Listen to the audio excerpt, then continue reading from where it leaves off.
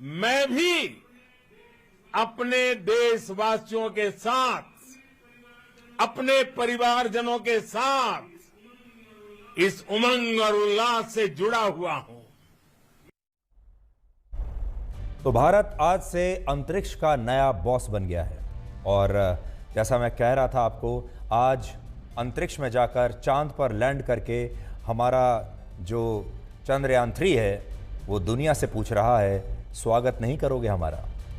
और ये सब हमें इसलिए हासिल हो सका क्योंकि हमारे वैज्ञानिकों ने दिन रात मेहनत की थी और इसका सारा श्रेय जाता है इसरो के वैज्ञानिकों को, इसरो की उस टीम को जो इस पूरे प्रोजेक्ट पर काम कर रही थी। प्रधानमंत्री मोदी ने आज अपने इस भाषण के बाद जोहान्सबर्ग से ही इसरो के चेयरमैन एस सोमनाथ को फ़ोन किया, उनसे फ़ोन पर बात की, उन्हें बधाई दी और कहा कि उनके तो नाम में ही सोम लगा हुआ है और सोम का अर्थ भी चंद्रमा होता है और अब उनके नेतृत्व में भारत ने चंद्रमा को छू लिया है। तो आज उनका जो बधाई संदेश था वो भी आप एक बार जरा सुन लीजिए। जी, आपका तो नाम सोमनाथ और सोमनाथ नाम चंद्र से जुड़ा हुआ है और इसलिए आज आपके परिवारजन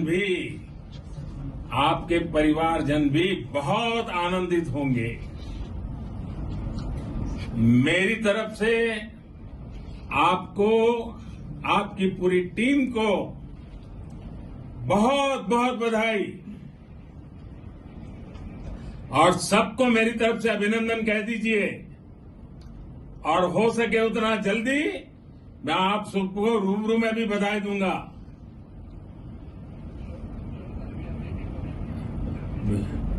बहुत बहुत शुभकामनाएं और बहुत बहुत बधाई। ओके, नमस्कार।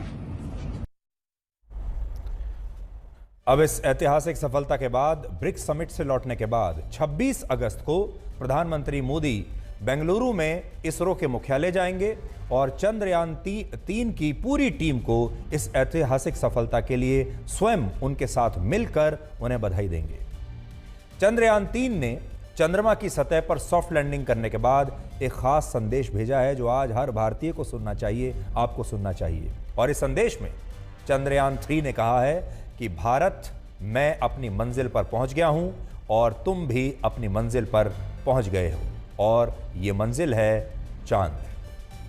ये है आपके लिए, भारत के लिए चंद्रयान-3 का संदेश। और चंद्रयान-3 ने लैंडिंग से पहले की कुछ तस्वीरें भी आज आप सबके लिए भेजी हैं। ये लेटेस्ट तस्वीरें हैं जिसमें चंद्रमा आपको बहुत करीब से नजर आएगा।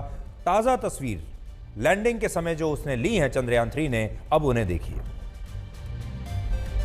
ये ताज़ा तस्वीरें हैं जो चंद्रयान-3 ने अब से थोड़ी देर पहले ही चंद्रमा से आपके लिए भेजी हैं।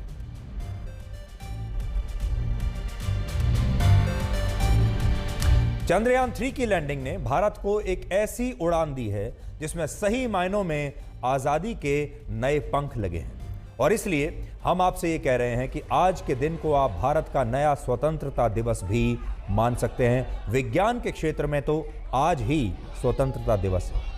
एक स्वतंत्रता दिवस वो होता है जो आप हर साल 15 अगस्त को मनाते हैं, लेकिन 15 अगस्त की ये तारीख हमें दूसरे विश्व युद्ध में अंग्रेज़ों की जीत से मिली थी और क्योंकि अंग्रेज़ों की जीत उस दिन हुई थी इसीलिए उन्होंने 15 अगस्त की तारीख मुकर्रर की थी भारत को आज़ाद करने की और इस दिन भारत आज़ाद हुआ था, ये सब आप जानते हैं। लेकिन वो आज़ादी एक तरह से ट्रांसफ़र ऑफ पावर के रूप में हमें मिली थी। लेकिन आज जिस तरह इतिहास रचकर भारत चंद्रमा पर पहुंचा है, उसने भारत को सही मायनों में स्वतंत्र कर दिया है। ये आज़ादी एक अलग आज़ादी है जो हमें एक नए युग में ले जाती है।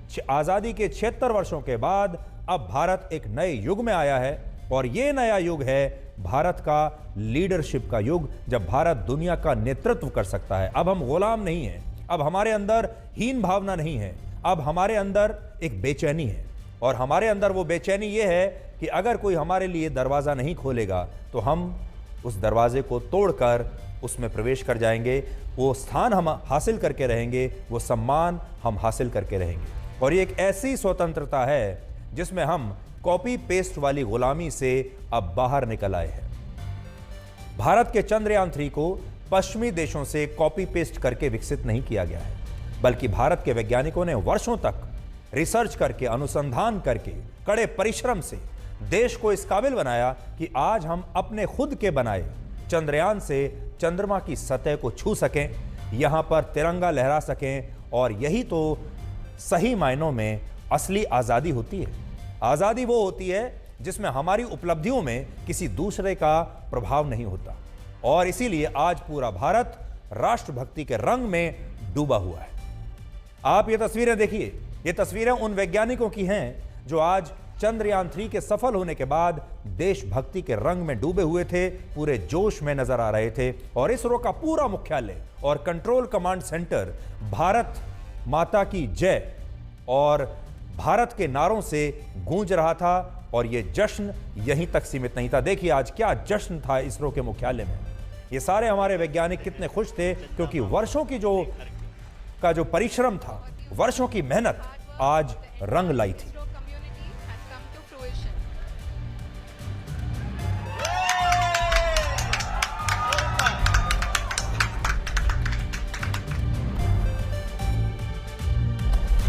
अब ये देखिए, साइकिल से चांद तक हम कैसे पहुंचे हैं।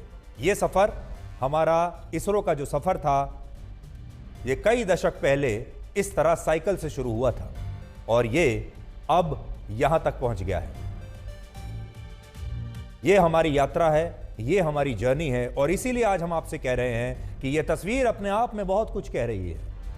एक तस्वीर में आप जब साइकिल पर इस रॉकेट को देखेंगे तो ये वो समय था जब हमें अपने आप के ऊपर यकीन नहीं था, जब हम एक गरीब देश थे, हमारे पास फंड्स नहीं थे, पैसा नहीं था, टेक्नोलॉजी नहीं थी। और आज देखिए हम कहां पहुंचे हैं अपने दम पर। आज पूरा भारत ही इस उपलब्धि का जश्न मना रहा है। और यह जश्न ऐसा है कि मैं अपने अनुभव से आपको बता सकता हूं कि इस तरह की एकजुटता भारत के लोगों में मैंने इससे पहले शायद कभी नहीं देखी। आप देखिए पूरे भारत से, आज जब मैं बाहर था शाम को, मैं आपको अपने अनुभव से बताता हूं, आज जब मैं बाहर था, अपने आप लोग स्वेच्छा से तिरंगा झंडा लेकर सड़कों पर उतरे हुए थे। आज मैंने देखा गाड़ियों पर तिरंगा लहरा रहा है। आज मैंने देखा ऑटो रिक्शा वाले अपने आप से तिरंगा लहराकर चल रहे हैं, जिसे देखो वो राष्ट्रभक्ति के रंग में एक तरीके से रंगा हुआ है। और ये सब लोग स्वेच्छा से कर रहे हैं। इसीलिए मैंने आपसे कहा कि आज असल में स्वतंत्रता दिवस है, क्योंकि ऐसा हम या तो 15 अगस्त के दिन देखते हैं, स्वतंत्रता दिवस के दिन, या फिर गणतंत्र दिवस के दिन हम ये सब देखते हैं। लेकिन आज हमने देखा, आप सड़कों पर जाइए और कैसे लोग राष्ट्रभक्ति के रंग में रंगे हुए हैं, ये आज आप सड़कों पर देख पाएंगे। आज हमने उस ग्रेविटी को भी हरा दिया है जो हमें अक्सर नीचे खींचती थी और जो हमें उड़ने से हमेशा रोकती थी। यानी इस लैंडिंग में आज भारत की एक नई उड़ान छिपी है। हमने चंद्रमा पर लैंडिंग करके दुनिया में एक नई उड़ान का युग शुरू किया है।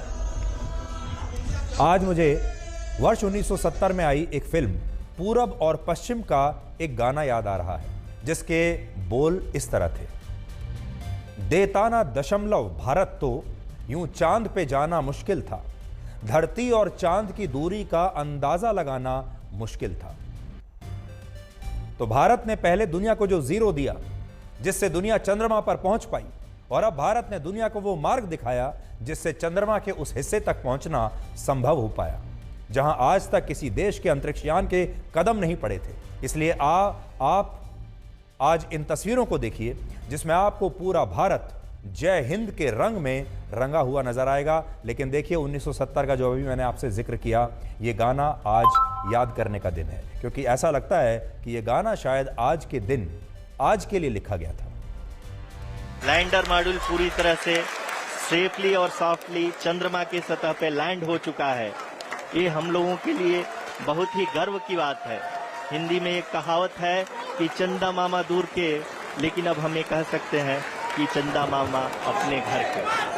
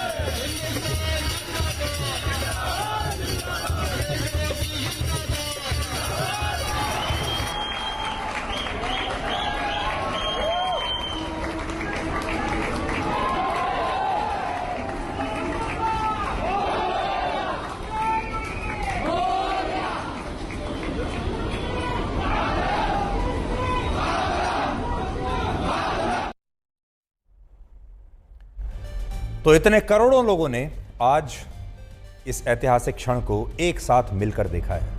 और जब ये लैंडिंग हो रही थी तो मैं देख रहा था इसरो का जो यूट्यूब चैनल है उस पर 1 करोड़ से ज़्यादा लोग यूट्यूब पर इसरो के चैनल पर इस सॉफ्ट लैंडिंग को देख रहे थे।